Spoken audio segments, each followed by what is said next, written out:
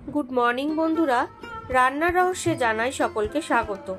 আর একই স্বাদের রেসিপি প্রতিদিন নয়, হাজারেরও বেশি নতুনত্ব স্বাদের রেসিপি নিয়ে চলে এসেছি রান্নার রহস্যে।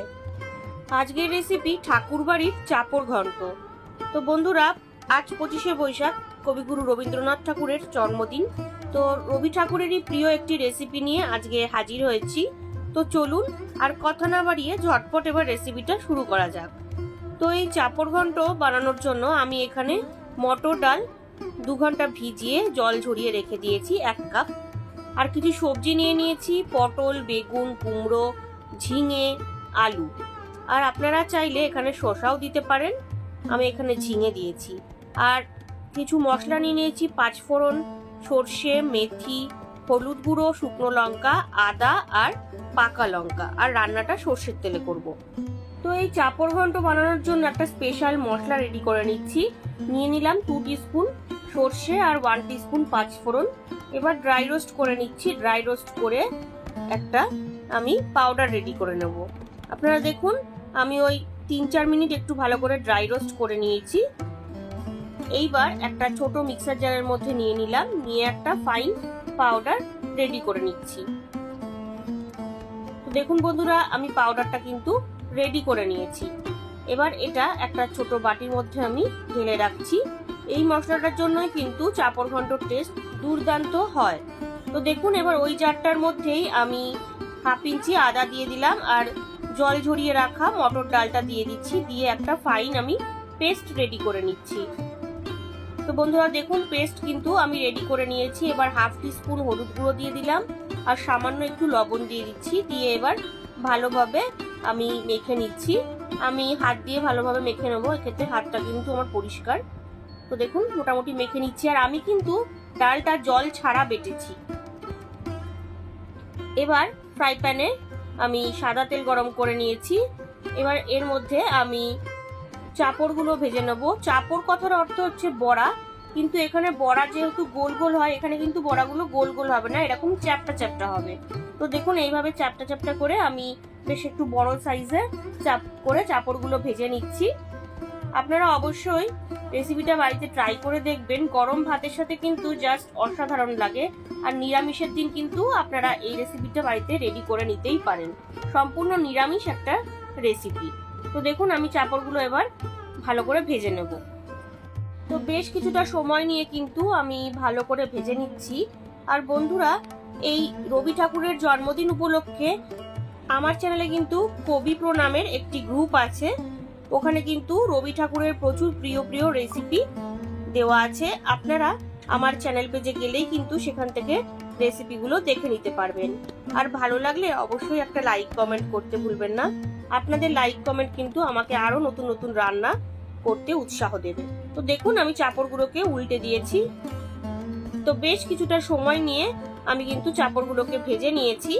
আমি এর থেকে বেশি ডিপ আর করবো না, এইভাবে আমি ভেজে নিলাম। দেখুন, আর খুব এমনি এমনি কিন্তু এই চাপড়গুলো খেতে খুবই ভালো লাগে।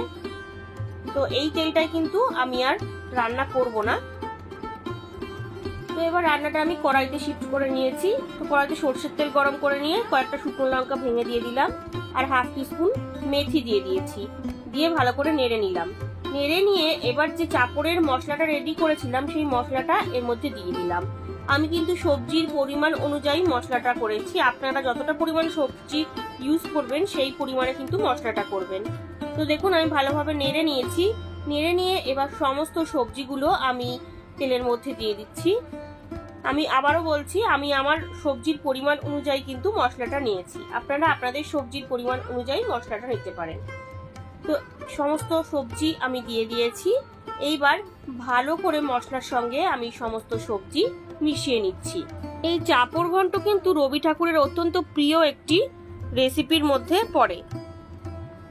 তো বন্ধুরা দেখুন, আমি বেশ কিছুটা সময় নিয়ে কিন্তু সবজিটাকে ভালো করে মশলার সঙ্গে মিশিয়ে নিয়েছি।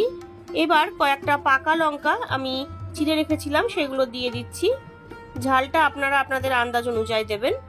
তো দেখুন, ভালোভাবে আবারও মিশিয়ে নিচ্ছি। মিশিয়ে নিয়ে একটুখানি ভালো করে ফ্রাই করে নেব সবজিগুলোকে। তো বেশ কিছুটা সময় নিয়ে আমি সবজিগুলোকে কিন্তু ফ্রাই করে নিয়েছি। আপনারা দেখুন। আর এই রান্নাটায় কিন্তু আমি কোনো রকম জল ইউজ করব না, জল ছাড়াই কিন্তু রান্নাটা করছি।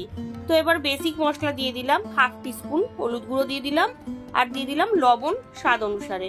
এখানে কিন্তু আর কোনো মশলা আমি দেব না।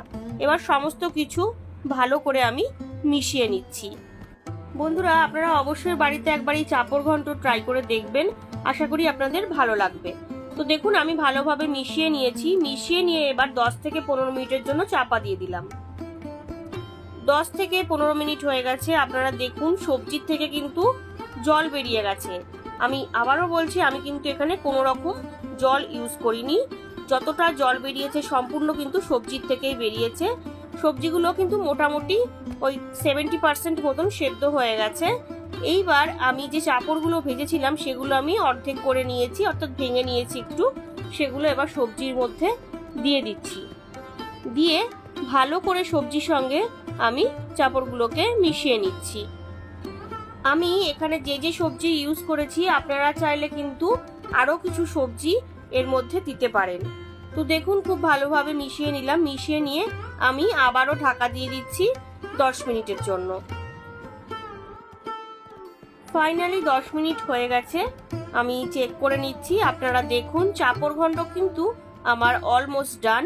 সমস্ত সবজি খুব ভালোভাবে সেদ্ধ হয়ে গেছে, আর বড়ার মধ্যেও কিন্তু সবজির মানে তরকারির যে টেস্ট আছে সেটা কিন্তু অলরেডি অ্যাবজর্ব করে নিয়েছে বড়া।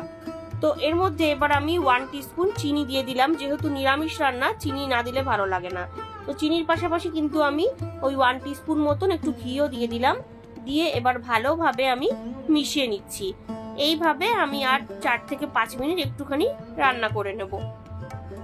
তো ফাইনালি কবিগুরুর প্রিয় রেসিপির মধ্যে অন্যতম একটি চাপড় ঘন্ট কিন্তু আমার রেডি হয়ে গেছে। তো এবার আমি গ্যাসটাকে অফ করে দিয়ে এই চাপড় ঘন্টটা গরম গরম সার্ভ করব। আজকের রেসিপি ঠাকুর বাড়ির চাপড় ঘন্ট আমার রেডি।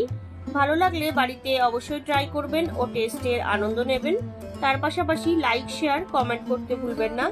আর নতুন বন্ধুরা যারা এখনো পর্যন্ত আমার চ্যানেলটিকে সাবস্ক্রাইব করেননি, তারা আরো ভালো ও নতুনত্ব রেসিপির জন্য রান্নার রহস্যকে অবশ্যই সাবস্ক্রাইব করবেন। ধন্যবাদ।